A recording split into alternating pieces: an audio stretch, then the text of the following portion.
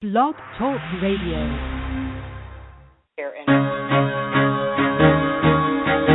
Carol the Coach. Sex, love, and relationships. We talk about it here. Carol the Coach. Compassion with contemporary relevance. I am a psychotherapist. I can be your personal life coach, and I can help you with your issues. There are no problems too small or too big. You can talk about anything. Speaker, columnist, radio TV host, and commentator. Carol the Coach brings messages of wellness and empowerment within reach of everyday people every day. Almost 5 years ago, I lost my soulmate in an accident. He was killed in a plane crash. Life just, for me, has seemed to stop. There are groups all over the city. I teach one. It is a specific way to start thinking so that you shift how you see the world, which then shifts your energy, and then you feel better and you actually see things differently. Carol the Coach. Always available, too, at carolthecoach.com. Now, I've got Russell on the line. I'm 47 years old. I'm a truck driver. I am married. I have a wife in San Francisco. Okay. I haven't been home in 6 months. My thing is, I don't know if I have a sex addiction or what the problem is. Why do I want what I can't have? And as soon as I can have it, I don't want it anymore. You're right on target when you say, I don't know if I have a sexual addiction. Well, guess what? Yes, you do. And you know what? That's my specialty, Russell, so you're at the right place. Continue. I meet women online, and I'm in a different part of the country. I travel all 48 states, so I love sex. I hear self-esteem issues. You never felt good enough, and you didn't feel like you were getting what you should have then, and you're reenacting that now. Do you want to change that about yourself? You get what you need. I got an... Hi there, I'm Carol Jurgensen-Sheath, and welcome to Sex Help with Carol the Coach. I, again, am so happy to be with you tonight because you know this is a show you can come to learn about sexual addiction. You can email me at carolthecoach@aol.com, or you can go to my website, Sex Help with Carol the Coach, and get all the answers to the issues that you're currently dealing with. You know, I know that this is a hard topic, and it's not something you can just ask anybody about. And even if you can, here's what I got to tell you.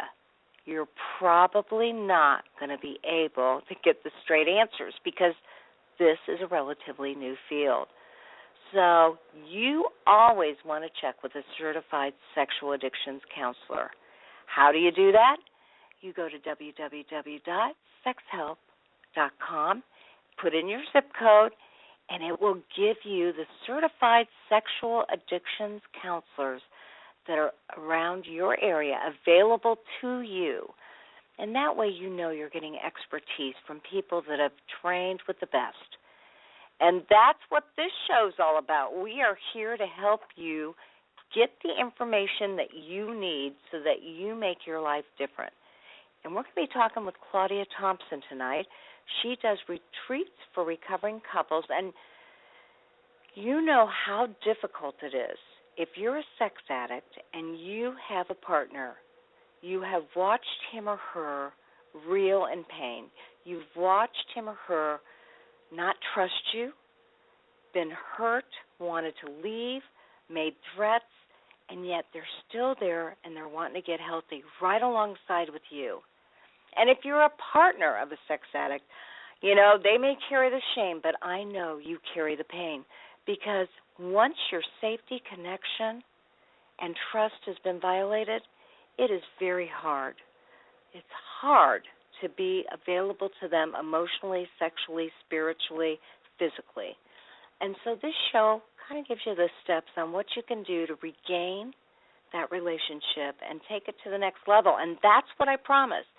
If you both do the 10 steps that you're supposed to get healthy, the promises in the big book say that you will definitely take your life to the next level and you'll be better for the addiction that you've suffered. So that's the good news, and I'm here to pass along the good news. Why? Because I focus on what is going right in your life, not what's going wrong.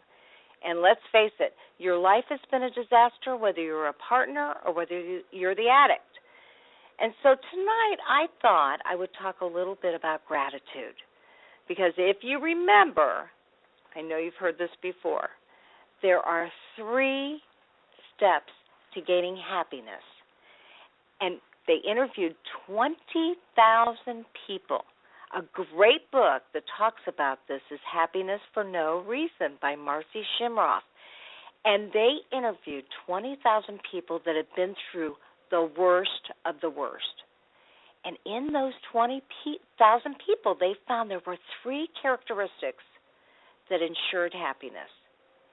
And they are staying in the moment, having gratitude, and reframing, which of course is looking at your situation and asking yourself, how can I grow stronger? What do I have to learn from it? So I asked one of my clients if he could write some gratitude statements. He's a man who has been working diligently on his recovery. And I got to tell you, he has done everything right. And just recently, he had a slip, and he looked at some provocative things on the Internet. They were bathing suit images. Now, I know that's not pornography, but with bathing suit images, that lights up the reward center, which gets the brain a-cooking, and we don't want to do that. When he told his wife, because that's the right thing to do, she said, I want you to sleep in your car, and I want you to move out of our mutual friend's home because you don't deserve to live there. And he agreed. And so he slept in his car the first night. He is now living with another addict who's in recovery. And it's his obligation to look at the gratitudes as opposed to feeling sorry for himself, which you can imagine. You might feel sorry for yourself if you were sleeping in your car and having to move out from your mutual friend's house. But he knew that he needed to stay positive about this situation.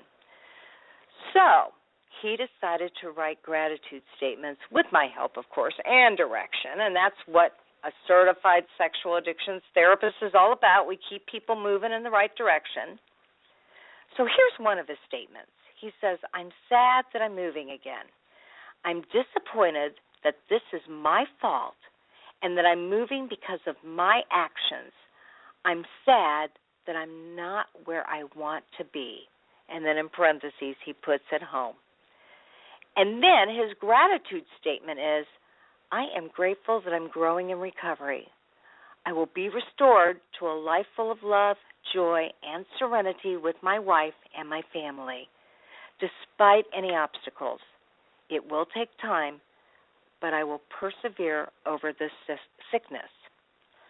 Now, you have to admit, as you hear his work, that's amazingly inspirational. And he shows you how he no longer is in the world of stinking thinking. He is taking his life to the next level.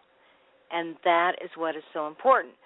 Well, I asked him actually to do 20 gratitude statements, and guess what? He did 12.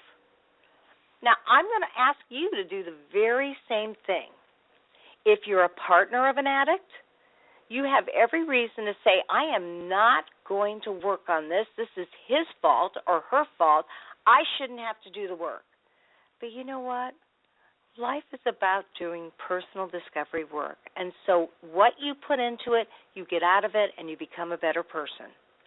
And if you're an addict, you know there's some gratitude that you need to come up with.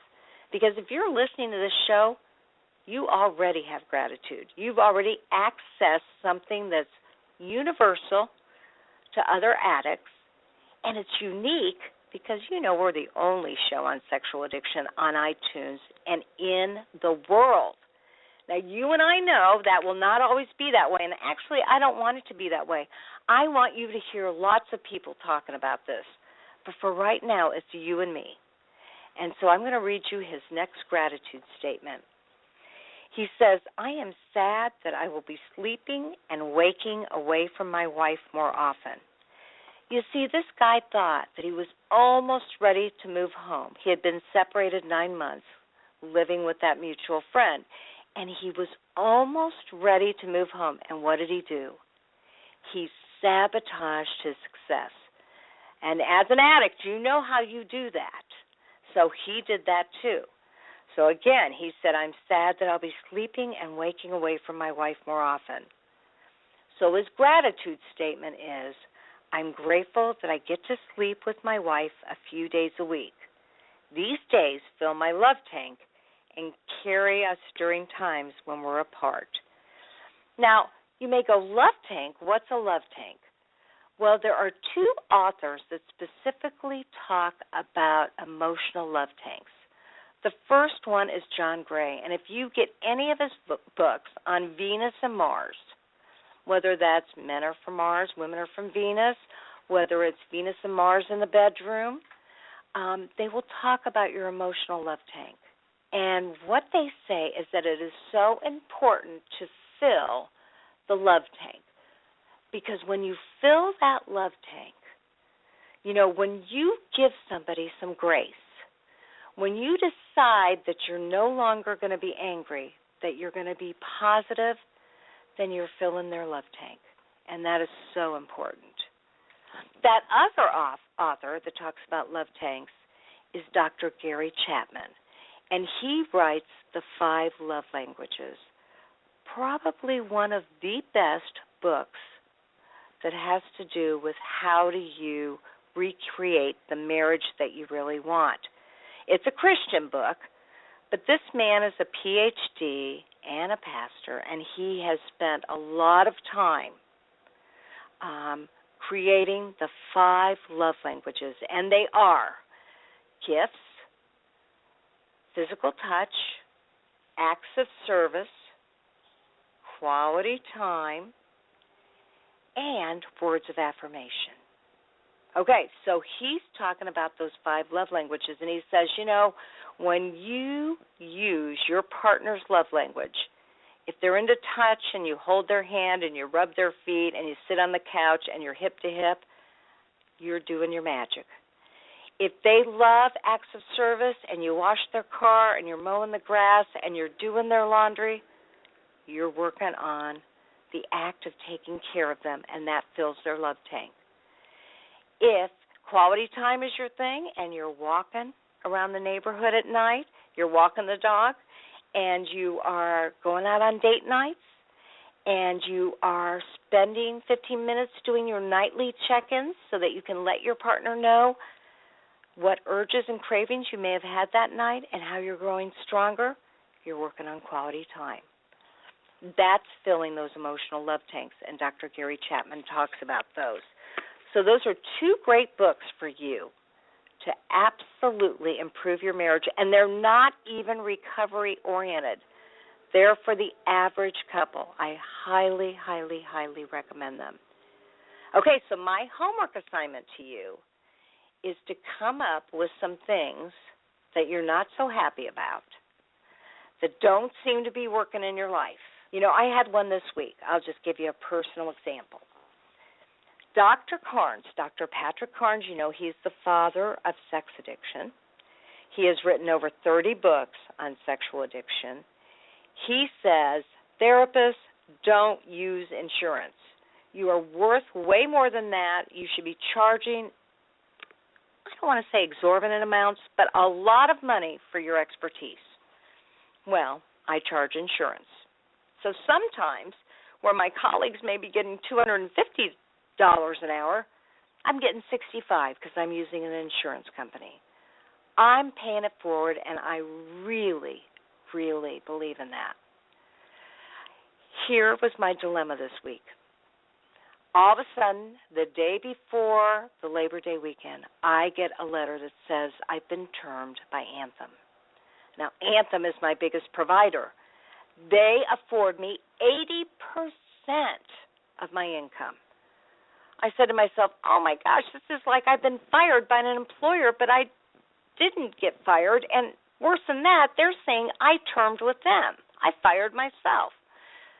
Well, of course, I had to wait till Tuesday after Labor Day, and I got it worked out in 4 hours. They said, absolutely, Carol, our mistake. Sorry we did it. Here's the bad news. The bad news is you're probably not going to be paid for 2 months because we have to put you back in the system. It takes a month to get you entered in. Then you're going to have to submit all the work you've done in the past month, plus the work you did the months before that, to get your money. However, using gratitude, I said, thank goodness I got this fixed in 4 hours. Thank goodness I have a savings account, so I'm not going to starve. Thank goodness I'm going to have my stability back again. Now, I could have focused on I shouldn't be with Anthem. I shouldn't be with insurance. I should be getting self-pay. This is BS. And what did I decide to do? I decided to go with the gratitude because I'm going to be happier.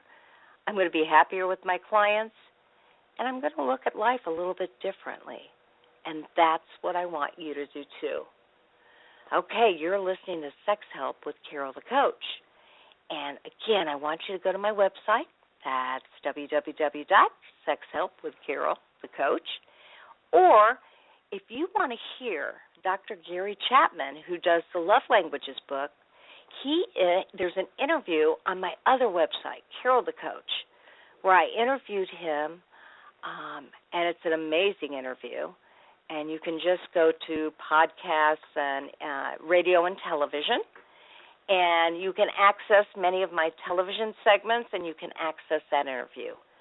So it's truly an amazing opportunity for you to get some really good feedback from a man who is full of riches and really does a great job to make life different. So I'm really excited tonight to be interviewing Claudia Thompson because she has made it her mission to work with couples who are in recovery. And I had seen some advertisements about these retreats that she happened to be offering. And, of course, when I hear about something that I believe my listeners would benefit from, I always try to get in contact with them so that she can share with us what she is doing. So, Claudia Thompson, welcome to Sex Help with Carol the Coach. How are you tonight? I'm great, Carol. Thank you for having me on. Well, I appreciate it. And, you have made it your mission to help recovering couples. And that's what it's all about. I find that the majority of my listeners are in partnership with somebody, and they really want not only to get healthy, but to make things better for the people that they love. So when I saw you were doing retreats, I said, I got to find out about this. So tell me a bit about yourself and why you decided that your expertise was going to be specifically with couples. Sure, Carol. Well, I'm a licensed marriage and family therapist, and so I became interested early in my career in working with couples. I became a certified sex addiction therapist, and there's a lot of need for CSATs to work with couples. And I'm also a certified sex therapist. And I have found that both of those types of training have been really helpful in working with couples in recovery. And there's so much need, as you said in your introduction, to the recovery of couples, married couples, partnered couples, same-sex couples, who now can also be married couples. So we'll be talking about all those and kind of respecting all those couples, different ways that they look as we talk today. Well, absolutely. And you're a licensed marriage and family therapist and a licensed professional counselor running a full-time practice in Austin, Texas. So you actually are certified not only as a sex addictions therapist, but also as a sex therapist. So a lot of your work has to do with improving relationships, but even, and this is what makes you a little different than other therapists, you really work on integrating and rebuilding healthy sexual interactions in a couple's relationship after the discovery of sexual addiction. Is that correct? Yes, it is correct. Yes. Now, a couple of things have to happen before the couple is ready to connect sexually Usually. It happens different ways. But I did want to talk about how important it is for the addict to get into solid recovery and also the partner to be in solid recovery, really before they can have expectations of connecting in a healthy way as a couple. So can I ask you, as my Sure. listeners are paying attention to this, how will they know if they are healthy enough to possibly take this retreat? What are some of the criteria that would tell you, oh, yes, they're ready for our couples retreat? To go into the retreat. Yeah. I would like to have both of the individuals in counseling, in a recovery program. They may or may not have already been in couples therapy, but definitely in recovery and work in a program. And both feeling like they have enough trust of their partner to be able to engage in this type of activity. I will be talking to them ahead of time also to get a sense of where they are and to ask them those questions. But people are going to be in different places in the retreat, and I'm going to be able to be flexible in the way I work with them. So some people might be raring to go to kind of higher levels of intimacy. Other people may be just starting out and need to go very slowly. So that's true in life, and then could be also true during the retreat. Well, absolutely. And can you share with our our listening audience, what are some of the issues that couples in recovery for sex addiction may face when reconnecting after discovery?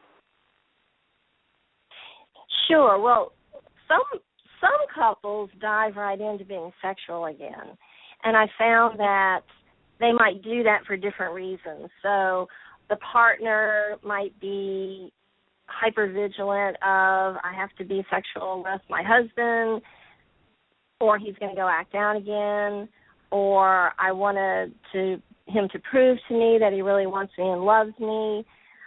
So some couples actually do kind of go down that path.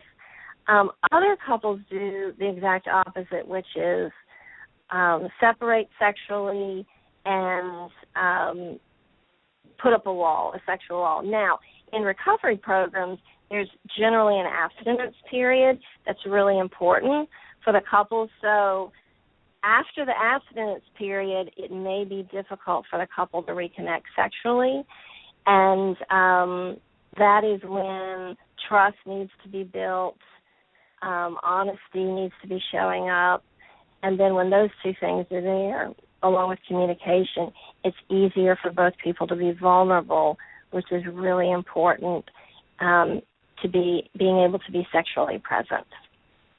Yeah, Claudia, I find that this is a very polarized experience because after discovery, I agree with you. Oftentimes, most of my couples go into that hypervigilance of, I've got to keep my husband or my wife interested in me, and I'm going to rebuild this, and so they become very hypersexual. Or the opposite is true. They are so hurt, they feel so damaged that they say, I never want to be touched by this man or woman again. And so you're right, that's always a tough period. And what I heard you saying is that you, as so many CSATs and so many programs recommend, there needs to be an abstinence period at some point. It's usually right after discovery where they may even sign a contract that says, you know what, we're going to be abstinent from sex for 30 days so that my husband can calm down that reward center in the brain and start focusing on all the other things he needs to in recovery without thinking about sex. Yes.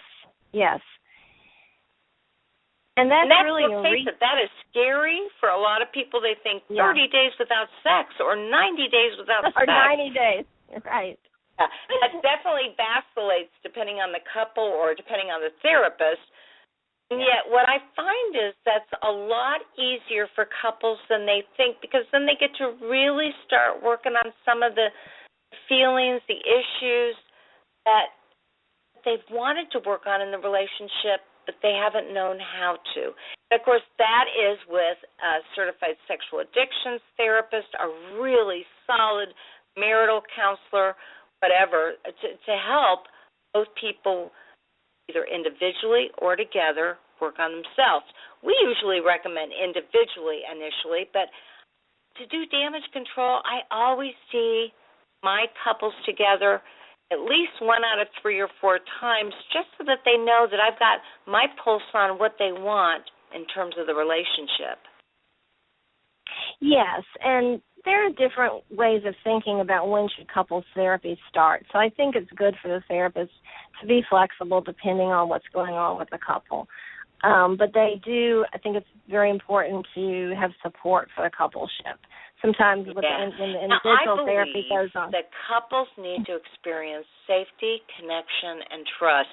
And I know that I wanted to ask you, how does trust affect a couple's ability to connect sexually? I mean, what do you think about that?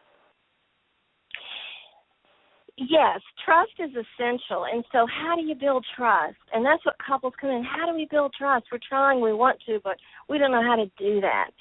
And what I tell them, and I've got this from Pat Love, so I want to give her credit for it, is say what you're going to do and then do it. Say what you're going to do and then do it. And that's pretty simple, but it needs to be repeated over and over and over again in small things and in big things. So, of course, say what you're going to do, like really be where you say you're going to be. Don't have sex with other people because you've told me you're not, and that's violating our contract. But also, I'm going to be at this place when I say I'm going to do it, be there. I'm going to do what I tell you I'm going to do. So say what you're going to do and then do it is a way to build trust, and that needs to be repeated over and over again. And then trust goes 2 ways, too. So we think a lot as an addict has to build the partner's trust, and that is true. But I like to say in couples therapy, how are you going to do it the opposite way, too? Because the addict needs to be able to express his feelings to her and trust that she can hear them and accept them. So it is a 2-way process. Now, trust... Pat Love is one of the best. We've got her booked for November, so I'm looking forward to talking with her. She has spent a lot of time in figuring out how do you trust, how do you build that. And, that saying also means the little things, like when you say you're going to be home at 6, be home at 6. When you say you're going to empty the dishwasher, do it. I have to begin to be able to depend on you, whether it's the small things or the bigger things. And that's why, obviously, so many couples take pictures of where they're at to reinforce, you can trust me. I am where I'm supposed to be. Yes. And some of those technology ways to prove where we are is really important, and it's really helpful that people are coming up with a lot of creative ways to help give reassurance to their partner. And I think like technology has gotten them in a lot of problems to begin with, and now technology can help build that trust too. So yes. What do you generally think is needed for couples to begin to engage sexually with each other after the betrayal? So trust is essential, because when you are sexual with another person, you are at your most vulnerable, in your most vulnerable state. And I kind of describe this vulnerability as having your heart open, and no one wants to have their heart harmed or broken. And so that vulnerability is difficult, but it's a lot easier when you trust the other person. Also, to trust them, you need to know that they're being honest, so that you can go into a sexual interaction with them, exposing yourself, being vulnerable, but knowing that they're going to be honest with you and that you can trust them. So I think that the trust, honesty, and vulnerability are essential in reconnecting sexually. Then we can talk about communication, too. Yeah, well, what do you think? How does communication affect a couple's sexual connection as well as the trust factor? So in communication, couples need to talk about, well, how are they feeling? What kind of emotions are they having around this idea that they're going to be sexual? How's it going to start? Who's going to start? What's it going to be like? Is it going to be like it was before? Probably not. They don't want it to be like it was before. They want it to be new. So there's lots of different parts to talk about, and they need to know how to. So I'll be checking out with them, what are their communication skills? Do they know how to reflect what they've heard from the other person? Do they know how to express their feelings and then have their partner express his or her feelings? And then continuing on in communication when the sexual interactions begin. And these sexual interactions mean many things. Couples need to be able to talk about what they want, what feels good, what they want right now, what they don't want right now. So you really feel vulnerable when you're in that situation sexually with somebody who's broken your heart. You need to be able to talk about how you feel, and they need to be able to hear you. Well, and I've got the nicest couples in the world who have felt so betrayed and angry and hurt that they really have undergone behaviors that they never would have thought were possible within themselves. Cussing each other out, punching, hitting, kicking. I mean, very nice people that have never experienced this, but the betrayal of multiple affairs, of chat rooms, of prostitution or massage parlors, exhibitionism, has just really put them in a different state, a state they never knew they were capable of.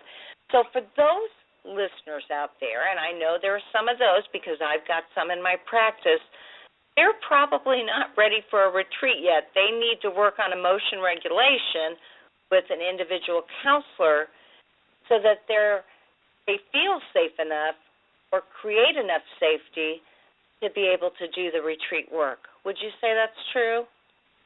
I think that's true. Now, these couples who you're describing will be ready for a retreat at some point. They're not going to stay in this position of dysregulation forever. They're going to get better. They're going to be able to regulate.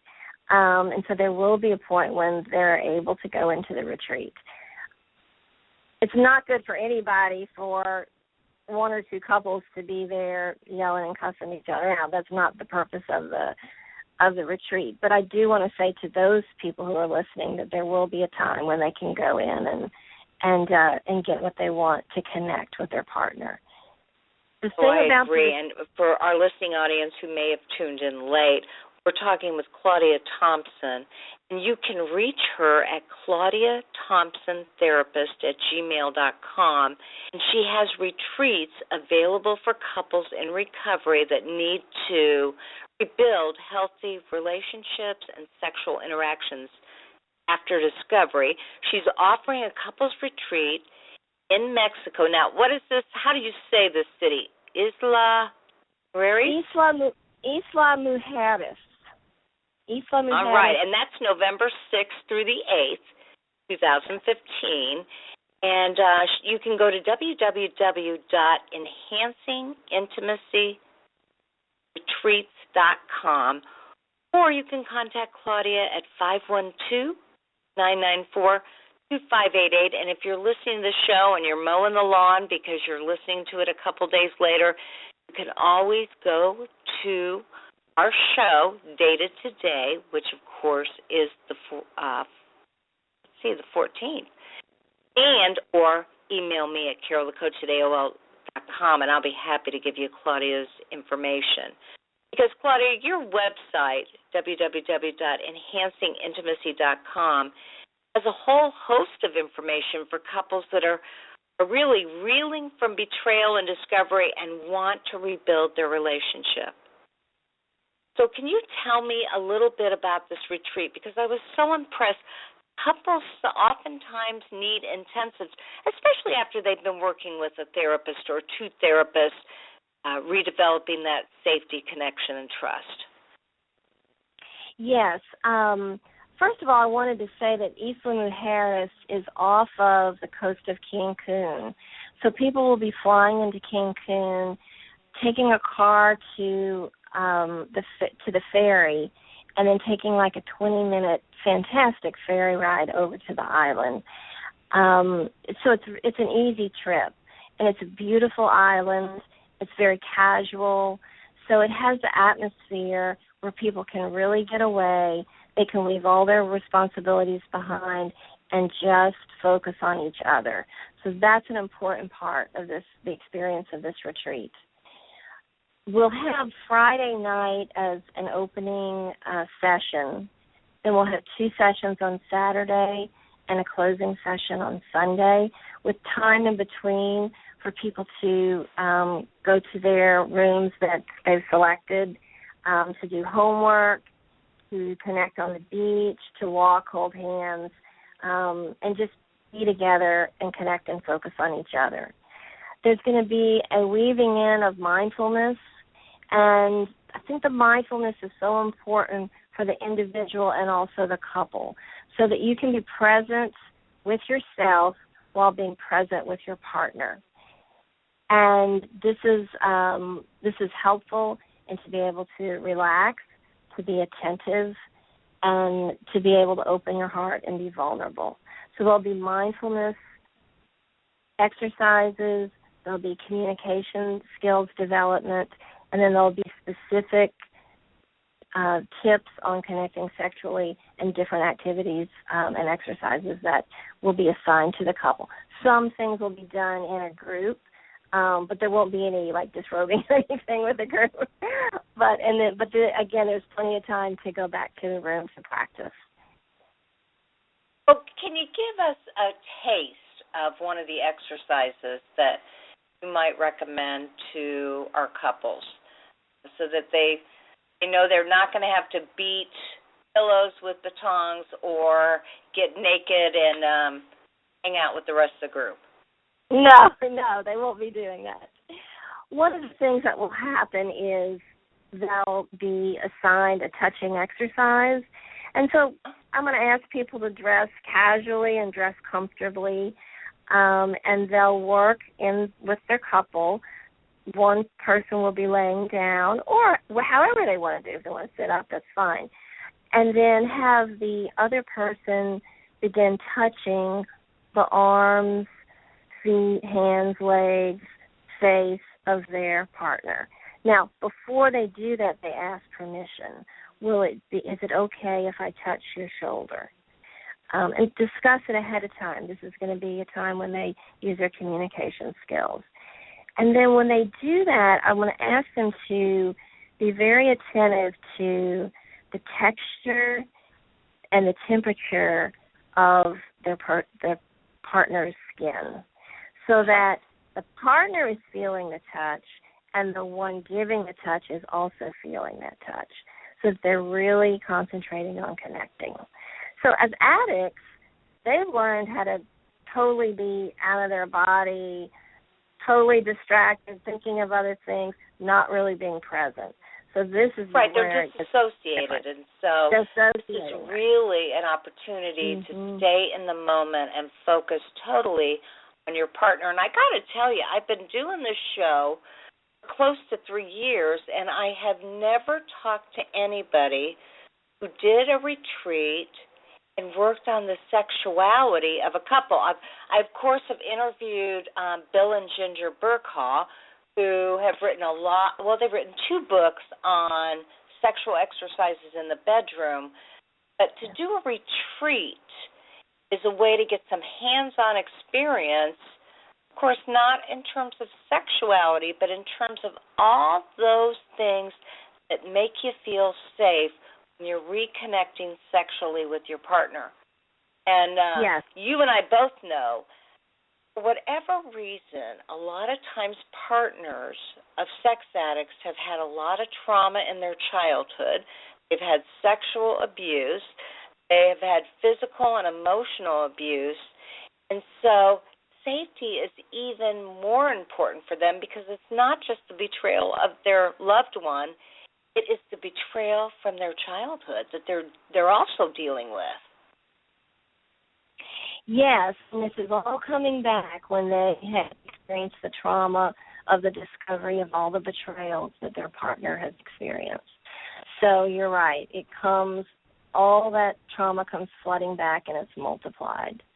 And part of the communication and the early work for the partner is being able to process that trauma and have her partner hear her feelings and how what he or she has done has affected her.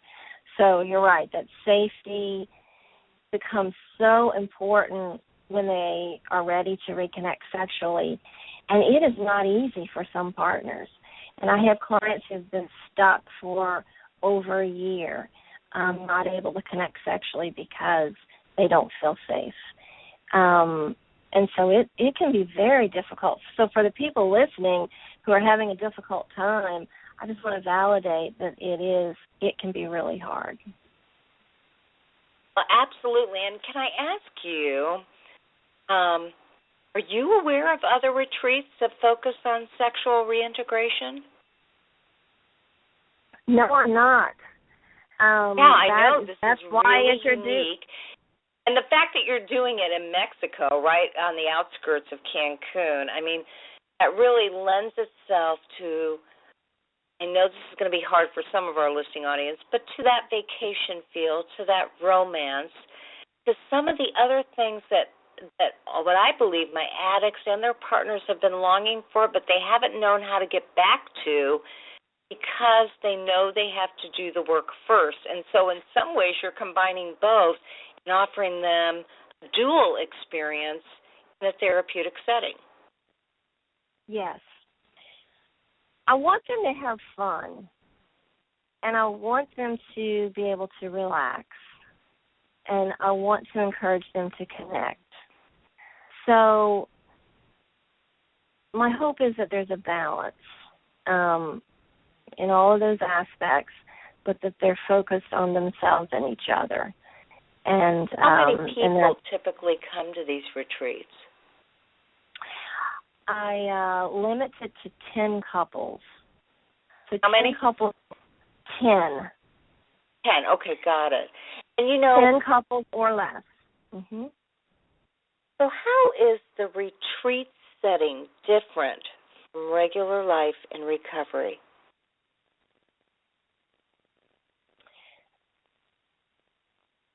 I think that one thing I stump you? No, I was thinking. Okay. Okay. Because I think I know. Okay. Yeah, if you need to jump in, that's okay. Well, but let me just say that I want this to be a setting where they can leave their other responsibilities behind.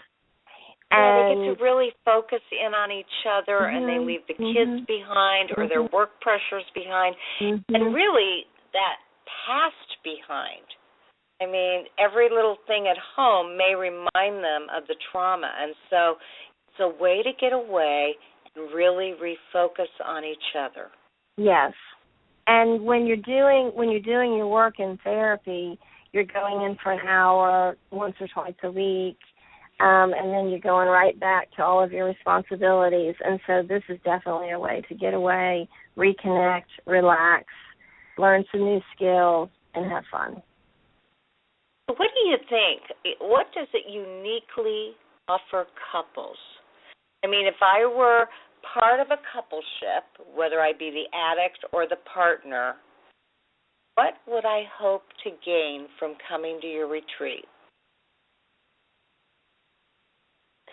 I hope that they look forward to it, that they want to relax, to get away, to go to a beautiful spot, to be able to help their partners be happy, both sides, both ways, and learn some skills and hopefully make some steps toward the closeness that they're longing for.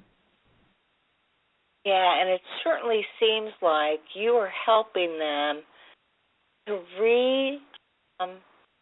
develop a sense of what they can give to each other to help each other feel safe. And certainly you're working on communication and honesty and really vulnerability, because I feel like certainly the partners that I've worked with and the partners that listen to this show talk about the fact that they have never felt so vulnerable in their life. They really thought that they could count on their spouse to provide safety and to be loyal, and that's been violated. And so it seems like your retreats are helping them to get a lot of that back. Again, what you learn in a retreat, you can then apply out there in the real life, in the real situation. Yes. And also you're there with other couples who have gone through similar things. And I think that group environment is really a supportive environment. There will be some interaction with everyone, mostly interaction with just the couple. So everybody will be kind of together in the same room. It's not a room. It's like an open air, second floor deck looking at the ocean. It's a beautiful environment. But there is that supportive feel of having others in the room who've also been betrayed. They will not be required to tell their stories to each other, but people may decide to. We'll kind of leave that open to the group. So when you get in a group like this, it can be extremely powerful, and you can learn from each other. I think that's another thing we don't have much of is couples groups. Have you heard of any? Well, I know that there's RCA, which, of course, is Recovering Couples Anonymous, and I'm getting ready to start a couples group. And yet, at the same time, no, it's not prevalent. It's a lot of work. I do believe it is so worth it. I mean, when you really think about life in general, even out of sexual addiction, there's not a lot of couples group work out there. There are retreats, there are CEOs, there are experiences, but not ongoing weekly groups. Now, can I check one more thing out with you before we end? Sure. Your retreat focuses heavily on mindfulness and positive body touch. And so you truly believe that those two elements greatly enhance couples' ability to connect. So can you say a little bit about that? Yes. Through mindfulness, a person can become very aware of their body.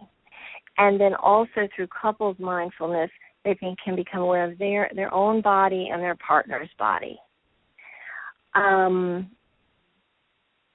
This is essential to being able to connect. It's also the opposite of distraction, and we use distraction a lot as a really helpful tool in recovery, and it definitely can be helpful, but I think at a certain point in recovery, we want to be able to help the people get in touch with their own bodies. Then through this mindfulness, we can work on positive touch with the partners, again with their permission, and then move forward into more sexual interactions. Do you do these retreats by yourself, or is there another therapist that aids or helps you with this? I'm going to have an assistant, and she is actually a last year graduate student in therapeutic recreation. Recreation.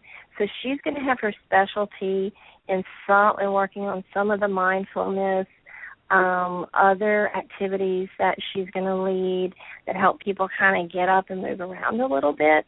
It's not going to be strenuous stuff, and then she's going to be assisting me.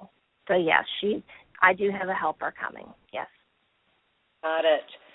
And again, for anybody who just joined us, I am talking with Claudia Thompson, and Claudia runs intimacy retreats that actually focus on reconnecting both sexually and in recovery. So she is a licensed marriage and family therapist, and she's out of Austin, Texas.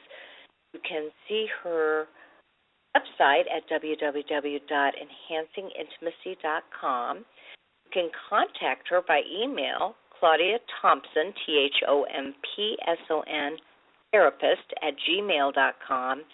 And you can take a look at these retreats at www.enhancingintimacyretreats.com. So she is available. Her next retreat is November 6th through the 8th in Mexico, and it's right outside of Cancun. As you well know, that's a beautiful spot, and that's an easy place to get in and out of through the airport. And she has made it her mission to help couples reintegrate after they've experienced betrayal and rebuild healthy sexual interactions in their relationship after the discovery. She has some criteria. You can't just sign up for her retreat. You'll need to talk with her individually on the phone so she can make sure that you're ready for this and that you've done the work that you need to do, which means being seen by a therapist and being in individual counseling.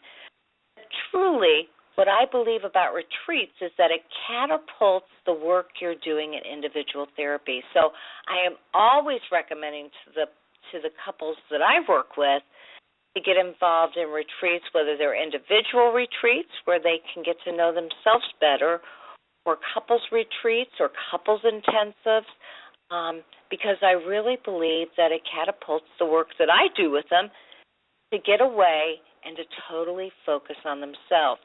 So, Claudia, as we end for today, is there anything else that you would like our listening audience to know? I want to piggyback on that idea to catapult your relationship to a different spot. It's definitely an opportunity to go do something different, see each other in a different way, and maybe make some changes in a way that you are having difficulty doing in your home. So I'd love to talk to anybody who's interested in hearing more about it. And I'm really excited even talking and thinking about that beautiful environment, the beautiful blue water, white sand, colorful fish, which will be ways for you to connect with nature, enjoy yourself, relax, and connect with your partner. And I'm sure you encourage them to stay a couple of days later so that they can also kind of get in touch with that beautiful, beautiful landscaping. I mean, it's the first place I ever snorkeled in my life, and I absolutely adored it. It's fabulous. So if you need to talk with Claudia, her number is 512-994-2588, or again, you can email her at claudiathompsontherapist@gmail.com. If you don't have a pencil and paper, feel free to contact me at carolthecoach@AOL.com, and I'll be happy to forward you the information. Claudia, thank you so much for sharing your expertise. I am thrilled that you're doing these retreats, and just know I'll be sending you some referrals. Great, fantastic. I'll be happy to take good care of them, Carol, and I really appreciate you inviting me. Oh, thank you so much, and keep in touch. Let us know of other things that you're going to be offering throughout the year. You're welcome, Carol. Bye-bye. Bye. So that is Claudia Thompson, and obviously she's made it her mission to help couples to sexually reintegrate after discovery, and that is so important. And, I know that sex is a tough situation. I mean, all the other things that go into a marriage or a partnership are important. The communication, the building trust, the working on a day-to-day level, whether that's to raise the kids, to keep the house together. sex is also a very important part of it. So this retreat is specifically designed to also enhance your sexual recovery, and there just aren't a lot of retreats that offer that. As you know, I've been doing this for 3 years. I've never heard of another one. So if you have any questions, feel free to give her a call. And I always say, you know, you get out of something what you put in it. And doing a retreat, whether that be at your church, whether that be with your therapist, or whether that be with another therapist, is a great way to navigate through life and intensify the work you're doing. So that's it for tonight. Now, I got to tell you, next week we're going to be interviewing local here in Indianapolis, but he gives national presentations on polygraph tests. And Mike Turk is going to be here talking about why polygraph tests are so important, not to bust anybody, to actually restore trust and safety. And this guy knows what he's doing. I have probably sent him over 500 referrals, and he has never done it wrong. He has helped the couple to reestablish that trust. He gets sexual addiction, and not every therapist has a polygrapher like I do. So this polygrapher is amazing. And so if you have questions about should I do this, or you're afraid to do it, and you want some expertise so you can interview the right people, I highly recommend that you tune in next Monday night at 9 o'clock Eastern Standard Time for more Sex Help with Carol the Coach. As I say at the end of every show, I mean this from the bottom of my heart, there will only be one of you at all times, so I fearlessly want you to have the courage to be yourself. Catch you next week. Make it a good one, and don't forget to focus on your gratitude homework.